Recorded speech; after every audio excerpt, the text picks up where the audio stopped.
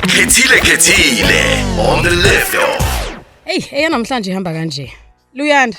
Hey, topic ithi nje nawu uphela umuzi kaBaba. Ngithola ubufakazi obukhomba ukuthi unkosikazi wami uhloso ukungishiya. Ngalobola intokazi engiyithandayo eminyakeni ewu6 edlule, azange sibe nomshado omhlophe kodwa sakwenza konke okwesintu ngoba ngaze ngacacelwa wathelwa ngenyongo.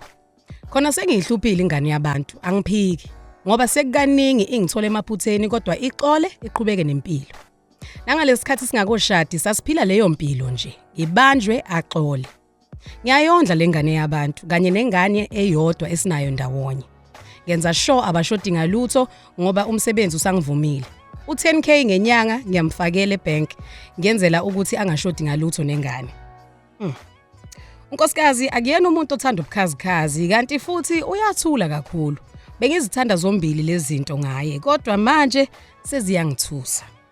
Sekuphele izinyanga ezicishe zibe 2 manje ngathola ibank statement eyangishiya ngishaqekile. Ibank statement ekankosikazi for iaccount engingayazi nengakaze akhulume ngayo. Le account ino 712,000 rand and angazi uyithatha le mali ngoba akasebenzi futhi angazi ukuthi le mali useyiqoqe over isikhathi esingakanani.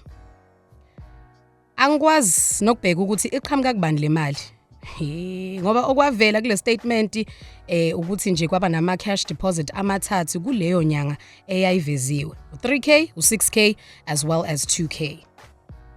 Ngishaywa uvalo manje ngoba angazi noma lo mfazi uhloso ukungishiya yini noma unesoko elimupha yona le mali noma mhlambe wenza into engekho emthethweni. Angazi noma ngiyafuna yini ukumbuza ngale mali ngoba impendulo ngiyayesaba. Nanokuthi kuningi okwami abekuxolela including ukumithisa omunye ebekhona ubuthongo wangisabazi sengiciphe nasemzimbeni angisathembi lutho kubi. If you were in icathulo za lo bhuti who sent this through, what would your thoughts be? Because he's torn between thinking ucabanga ukumshiya unkosikazi noma mhlambe usenesoko elisha elimupha le mali noma mhlambe wenza into engekho emthethweni. You see, uphitheni ikhanda, there's so many options, so many possibilities to this situation, but 712,000 rand, that's close to 1 million. Angazi wena ubona kanjani? Please do reach out via WhatsApp ku 078-934-2827. On Facebook, you can comment. It's The Lift Off on Gagasi FM. And you're also more than welcome to give me a call on 0861-596-596. Khethile is of a man who is unsure where he stands with his wife because clearly now there's secrets. Ubethanda the fact ukuthi akabuthanda ubukhazikhazi futhi uyathula, but now this is what scares him about her. Mzo.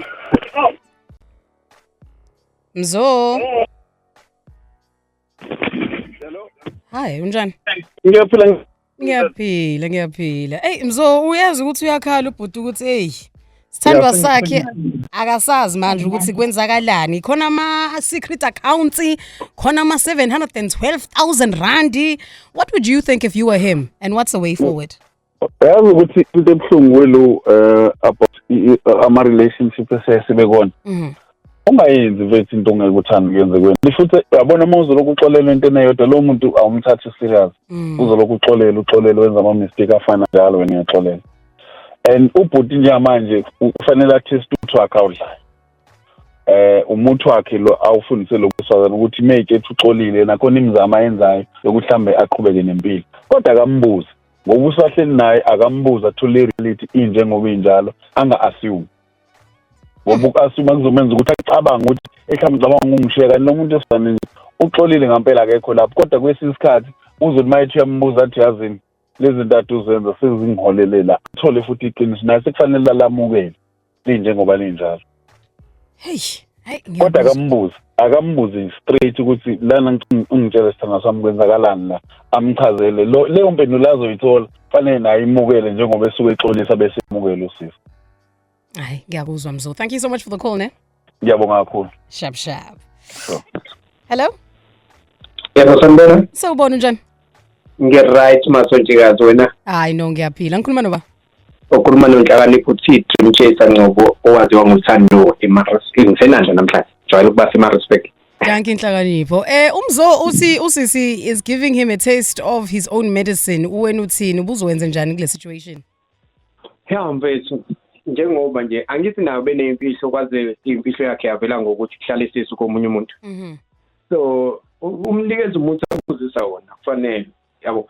But ke kule situation ubrazo uma ukuthi yena ufuna ukumbuza usisi akaqhamuke ngeidea ukuthi nayi mina imali esengiyibekile kule mali engihlezi nginika yona mhlambe ukhona nobuyibeka mawukuthi akayivezi ke lo 700k kube sekubona lapho ke isinqumo sengathatha lapho kodwa kwamanje akakwazi ukube lamqonda ambuze ngemali yakhe engeke aveze lutho olumenza abuze yabo ngcono mayizothi mhlambe like emndenini noma emshadweni wethu sengibeka imali engaka mhlamba kukho nokwenzayo like something like that ngoba mayizoqhamuka amqonde nyambuzi umbuzelana yabo. Manje what happens if inhlakanipho uyambuza bese usisi does not mention lo 712,000 rand? Sengingaba kena ke ingakho ngithe na isinqumo sengathatha emva kwalapho because nami angazi ukuthi yini engamluleka ngayo kodwa okubalekile umjida nayo nazi imfihlo ngoba nakho kuze eyakhe yavela ngokuthi kuhlale isisu komunye umuntu ngaphandle and ukuyakubenzini ukuthi uyamhlupha asazi ukuthi umhlupha nganjelani ukuchazile no akachazanga. Remember eSouth Africa sinenkinga ye-pandemic ye-GBV so asazi njengoba ehlezi ethule ukuthi ubaleleni ngaphakathi so mayinga-identify ukuthi umhlupha nganjelani kuqala ila singakwazi ke mhlawumbe ukumnika nama-advice as i-KZN yenza. Hayi ngiyakuzwa. Thank you so much for the call Nhlakanipho. Okay, sharp.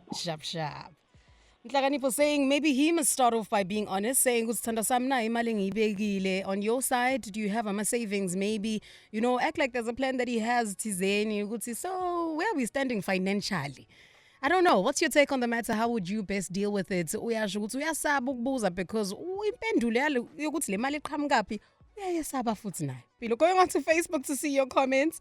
Upromise Magalindo uthi usisi uhlakaniphile. Yabona nje uhlakaniphile, she has saved all this money. Obumupha yona. Kusho ukuthi uyayithatha nje uyibeke eceleni. uMandla Myeni uthi nje udlalile ngosisi manje yi10 kasisi. And noguy naye ngathi akazazi kahle hle. Unkanyiso Khanyile uthi akabuza ukuthi imali iqhamuka kuphi. Engaka pho. I know 712,000 rand is a lot of money and it's a hidden account that you've never heard of. No ukuthi it exists. Intokazi Mlambo uthi leadership that's one. Awusuka. Abona lo 70k lo sisi uloku ucaphula kulo 10,000 umnikeza wona. Usisi sekaphumile nje kubhuti. Sekalinde nje ukuthi athathe imthwalo yakhe ayozihlalela. I don't know. What's your take on this? Do you also think ukuthi this side account, this side hustle, this side money that he doesn't know of must be signaling to her trying to get ready to up and leave? Or do you think maybe she's saving for rainy days because she's been disappointed so much by this man? Maybe she feels ukuthi she needs to be able ukuthi ayimele, ayihlanganisele and make things happen for herself because this man umgila over and over and over again. What if she's just trying to stay ready for rainy days? Usindi Mabaso uthi mina ngithi mbuze unkosikazi kodwa ube strong for her answer. So go there mentally and emotionally prepared. Ube strong for the answer yakhe. UNonhlanhla Madlala uthi yena inkinga enkulu ke le. Kumele ambuze nje angafeli ngaphakathi but yabona nje emjoleni noma eyinteni zothando ungenzi into ongeke uthande iyenziwe kuwena. Don't do it. Uyoli Mzileni uthi wow. Amazing. Imama lelo. Yoli, this is how you must operate as a mama that has been disappointed by your partner over and over again. Usindi Ngcobo uthi isongeso. Maybe futhi unkosikazi ube save kuwo lo 10k bemnika wona monthly. Nolwazi Lamini uthi yabona lo mfazi akanikwe ibells yakhe. Mr. Khomo? Yebo sisami njani? Ngiyaphila unjani? Angiyaphila dadewethu. Wena uthi uthanikwe ibells noma uthi nje engeke mayilungiswe le ndaba fast? Ubafakazama ukubuza usisi. 1, asazi ukuthi uqale nini umnika u10k ngabe sesibhalansile sashaya i-accounting yakube kuvelile enkulumeni yakho ukuthi u10k waqala ngalonyaka ukumnika wona ngabe sengiyishayile i-calculation ngoba ngiyakwazi ukubhalansisa ngayenza accounting esikoleni manje ngeke sibaleke emoyeni futhi okunye abantu besifazane banayo indlela okwenza imali kuyagembulwa la ngaphandle mhlambe begembula usisi ezehlisela istress lesa sifaka uyena umfowethu njengoba umfowethu ethi akalali ebusuku manje nosisi njengoba ade emhlupha naye bengalali ebusuku yabo lento ayizwa umfowethu ile kade iziwa usisi isikhuni sibuya ngomkhwezeli uyena okhwezele yonke lento njengoba sowuvutha lo mlilo soyamshisa manje ukuthi awoshe hey people are burning brothers is burning ubrother wami akenza iqiniso unkosikazi wakhe leyo akahlale naye amtshene lo ngaphakathi angakusebenzisa uphathi yakho okudinwa manje ukuthi udinike ukuthi unemali enkulu angazi ukuthi akabuza athola iqiniso lona izomkhulula iqiniso kodwa ngihleze ngisho mangena kwikhethile ngithi umuntu akathanda umuntu ngendlela enhle angayenzi into angazithandi yenziwe kuyena ngabe owesifazane ngabe owesilisa ngiyabonga Luyanda hayi ngiyakuzwa mina Mr Khomo thank you so much for the call ne Thank you mfethu. Danki. Clear and simple. Musu kwenza into ongafuni ukuthi yenziwe kuwena because then who are you going to cry to? Who are you going to blame sekushubile? Ulilo Ndovilakazi uthi ngiyamthanda lo sisi. Akamemezi uzishayela into yakhe phansi. Ukuthi lo bhuti beguquza enzani kuma document akasisi asazi. But vuna mfo, vuna uzenzile.